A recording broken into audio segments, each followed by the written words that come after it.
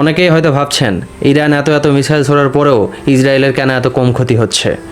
Iran যখন 200টি ক্ষেপণাস্ত্র ছোড়ে তখন তার মধ্যে মাত্র 8 থেকে 10টি ক্ষেপণাস্ত্রই কেবল ইসরায়েলে পৌঁছায়।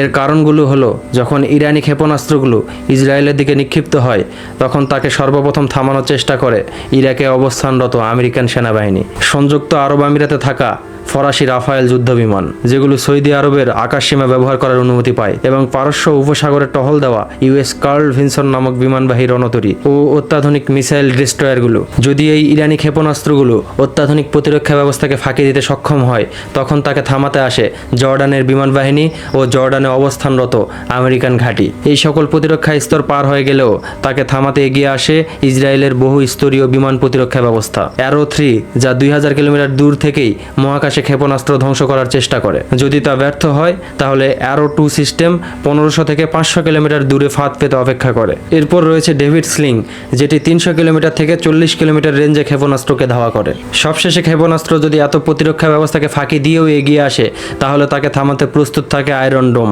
যেটি 70 কিলোমিটার থেকে 4 কিলোমিটার পর্যন্ত রেঞ্জে ক্ষেপণাস্ত্র ধ্বংস করার চেষ্টা করে। তাই যখন ইরান 200টি ক্ষেপণাস্ত্র নিক্ষেপ করে তখন হয়তো 8টি বা 10টি ক্ষেপণাস্ত্র ইসরায়েলে পৌঁছায়, তাই ইসরায়েলের তেমন ক্ষতি হয় না।